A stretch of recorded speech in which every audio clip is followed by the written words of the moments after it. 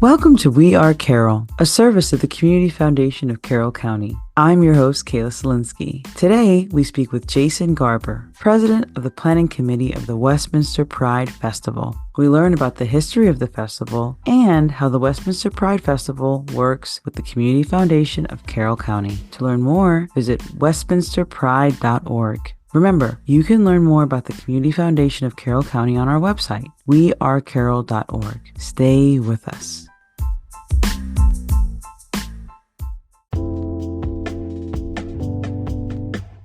Hi, my name is Jason Garber. I am a committee planning member on the Westminster Pride Festival, and I happen to be the president of the committee that plans it. And how did you get involved with the Westminster Pride Festival? So 7 years ago, yeah. So this will be our 7th year. So it's our 6th festival, but technically our 7th year because, 2020 didn't happen. So 7-ish, 8-ish years ago, we were on vacation, myself, my husband, our roommate, who's also a really, really good friend, and another friend of ours and their kids. We were on vacation in Ocracoke. Do you know where Ocracoke is? No. So it's in the Outer Banks. It's like one of the last islands in the Outer Banks. You have to take an 8-hour drive there and then hop on a ferry for an hour and then drive another hour and you're finally there. It's a great place to vacation if you literally don't want to do anything, talk to anybody, deal with people. It's fantastic. You're like, I can drive onto the beach. My next closest neighbor is a mile away and I don't have to worry about anybody. Well, we were on the beach, and this is where like the details get a little fuzzy for me,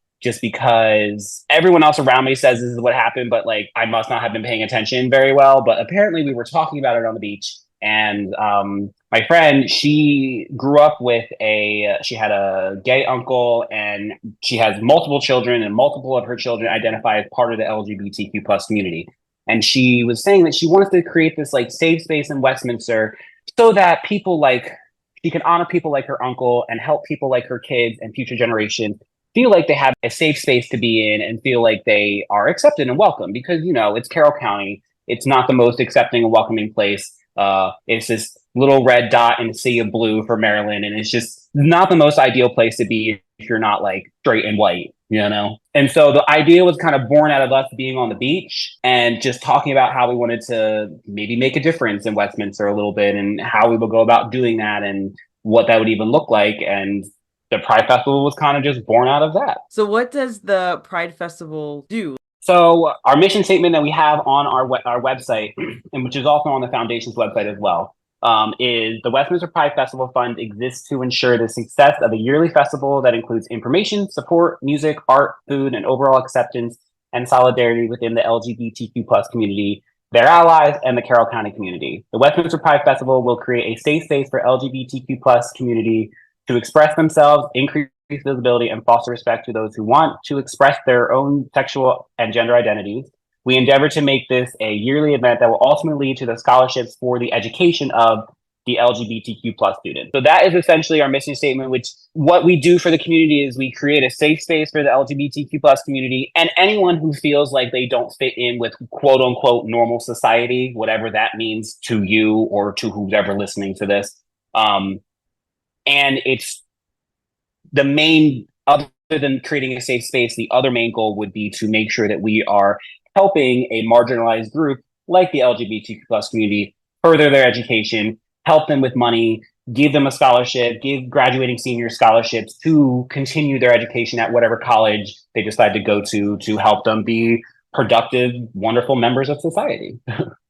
Yeah. And that's what we do. We like to give out money and make sure people feel safe in their own community. So how has the Westminster Pride Festival changed, and where do you see it in the next 5 years? Oh, wow. I have big lofty goals for the festival. I had huge lofty goals that a lot of times I'll be sitting by myself, like working at my desk, and I'm like, are these even possible? I don't know. These might be a little far-fetched, but who knows until you try,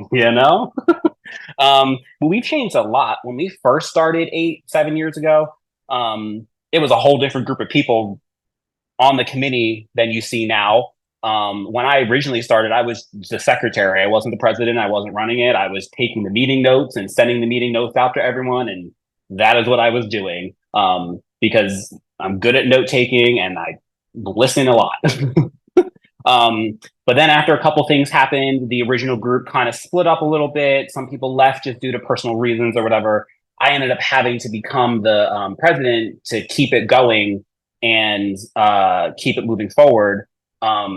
So since the first year, we not have only grown in size every year. We get a little bit bigger every year. We get a little more people coming every year. We get some more vendors every year. Last year was our biggest festival yet. This year looks like it's going to be even bigger than last year, which is great. But where do I see us in 5 years? I see us being the biggest, most important, most well-attended festival in town. We'll have a parade eventually, and I really envision us having like a week long celebration that culminates in the parade that will let out into the festival, essentially. Very like, so I went to McDaniel College, and when I was at McDaniel, my last 2 years, my junior senior year, I was the president of their GSA. I'm not sure what it's called now, but back when I was there, it was just called Allies. And we had I guess in the spring, I think it was in the spring of every year. That makes sense. We had what was called Allies Week, where we would spend a week celebrating different sexual orientation. So like one day would be like gay day, then one day would be like lesbian, then one day would be like transgender, and one day would be non-binary. And we would just have a week where each day everyone would wear a different color to represent that sexuality.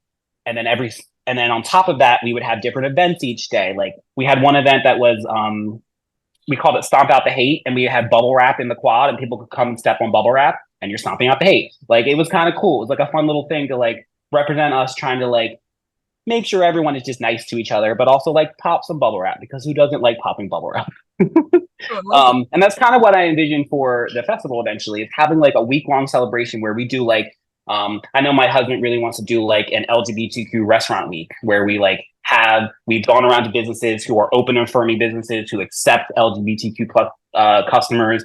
We put them on like a little passport thing, and we have like a LGBTQ restaurant week, or we had speakers, or we had acts and entertainment, or we had like, I don't know, there could be in very like a la Schitt's Creek kind of way, there could be like a singles dating mixer night for LGBTQ plus people or something. We would have some youth nights thrown in there because we want to cater to the kids as well, not just to the adults.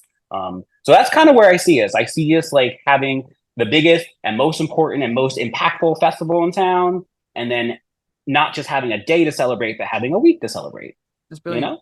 Well, I think that those are all wonderful goals, and you can't do it by yourself. And my biggest question, my favorite question is, how can we, the community, support you and your organization? How can we do, what do we need to do to help? So attending the festival is just the best way to help. I always let people like allies to any marginalized group, whether it be the LGBTQ plus community, the Asian community, the African American community, the women community, like any marginalized community. Having allies is the best way to help. So people who aren't necessarily a part of that community, but support those people and support them in what they want to do and the visions that they have. That's always the best way to help, is just to be an ally to those who need the assistance, who need the support, who need the help, because change is going to happen by those who are able to make change, and people who are in position to make change are typically those who are, I guess, what society would consider normal, So attending the festival is the best way to support, but also like donations. There's always a donation link. Every dollar counts. $1, $2, $5, $10. It doesn't really matter. Because we want to make sure we have money every year to give out those scholarships. So getting donations like that, telling your friends and family, like, hey, there's a festival in town, we should go to it. I always tell people, I'm like, I don't even care if you just walk from one end of the festival to the other. You pick a line straight down the middle of the street. You don't go to any vendor. You still showed up. You still came. You walked through. You said hi to a bunch of people. You got a sticker. You took a picture. You showed up. That's all that matters. You don't even have to stay the whole time. You don't have to interact with anybody. You just have to be there to show that you are supporting a group of people who need support, because their rights are being debated in Congress and in laws and getting taken away and getting repressed. So just showing up, that's the best that people can do for the LGBTQ plus community. Just be there. Just show up and be there. When and where is the Westminster Pride Festival this year? Saturday, July 13th, runs from noon to 6. So the festival opens at noon, but a lot of people will start coming a little bit earlier than that, which is fine. It's an open air street festival right on Main Street in Westminster between Church and Court Street. The center of the festival is right where like Fletcher's Funeral Home, Birdie's Cafe, that area of Main Street, the east end of Main Street, that's kind of the center of the festival, and it goes out from either end from there. And then what is your experience with the Community Foundation of Carroll County? So when we originally started the festival, we were working with another nonprofit, and we were going to use the festival as a way to support that nonprofit and their mission to help the LGBTQ plus community. For, like I said originally, for personal reasons, they decided to pull out and not be a part of it anymore, which was fine. But when they did it, there was only like a month and a half left before the festival. So we were like kind of left high and dry and scrambling for a second. We're like, what do we do? What's happening? I own a residential commercial cleaning business. And I remember getting the email saying that they weren't going to be a part of it anymore while I was in the middle of someone's house cleaning. And I was like, okay, I have work to do. I have an actual job I need to be doing that makes me money, but like this can't fail either. So like, what do we do? I know it wasn't me, so I cannot take credit for this because I know for a fact it wasn't me, but I can't remember if it was my husband or our other friend who discovered the foundation. But I remember they were talking to Jackie. They must have been friends with Jackie from a previous job in the past or something. And we heard about the foundation. We heard that like for a mission statement and $25, you can become a nonprofit through the foundation, and we'll handle all the like legal stuff and be your board and like handle your money and keep your money for you and like all that kind of stuff. And we're like, for $25 or 50 or whatever it was, I was like, well, hell yeah, let's do it. That seems easy. I can pull $25 out of my pocket. That's not that hard. Like, let's go. So they've been fantastic in just kind of springing up when we needed them the most. And then since then, it's been fantastic knowing that like all we have to do is just throw the event while they handle the like invoices and the collecting the money and like whatever, like tax paperwork that needs to be done and board things and legal mumbo jumbo that needs to happen. Knowing that they handle all that and all we have to do is just throw the festival, it's like a massive weight off of all of our shoulders because we're like, we have no work. We just have to throw the event. That's cool. You're saying it like it's not hard. It's really hard. It's so hard. No, it's so hard. At this point, I'm just numb to it. It's like throwing a festival is not easy. No, it's not. And then you have the business stuff. So at least the community foundation can do the business stuff, and you can do the heavy lifting of the event. Yeah. Wonderful. Yeah. And Melody, Jackie, and is it Amy? I was right. Yes. They're all amazing. I don't get to interact with Jackie too much. I usually interact with Melody or Amy, one of those two. But they've been amazing. Melody's always there. Anytime we need her, I know I can shoot her a Facebook message. I can call her. I can shoot her an email. I know she'll answer back. She's been amazing. They always have a smile on their face when you walk in their office. They're always going to say hi. I know Melody and Amy are both animal lovers. I see the cat pictures. I know Melody works at the at Feather, Scales, and Tails. So I know I can talk to them about my cats and their animals. And they're some of the nicest people I've ever met. And I hope everyone else around them realizes and like appreciates them being in their lives because they're like the coolest, nicest people I've ever met. Beautiful. Actually, so that makes me smile. And we have a section of this podcast called Staff Smiles. Do you have a particular story that you remember of either Melody or Amy or both that you can think of and then talk about how they made you smile? I mean, Melody probably doesn't know that she does this for me, but so because she has her other job at Feather, Scales, and Tails, she'll post a lot of animal pictures on Facebook.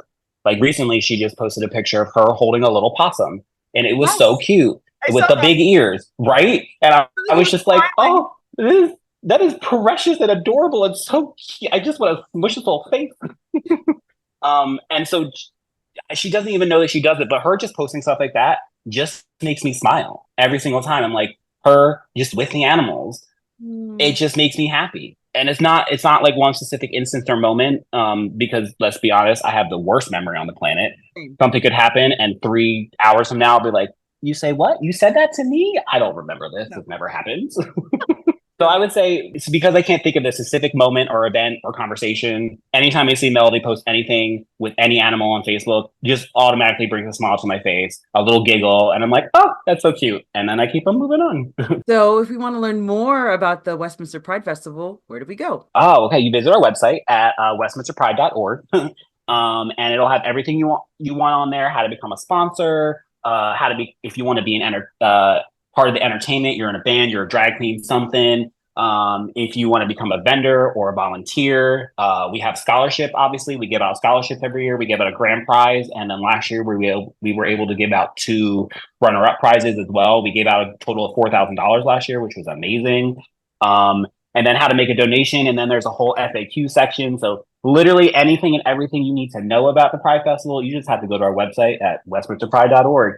All your questions can be answered there. And then if you still not answered, there's a contact form you can fill out. And then I will do my best to answer the question once I get that contact in my email. Thank you so much for your time. This has been really amazing. Oh, no problem.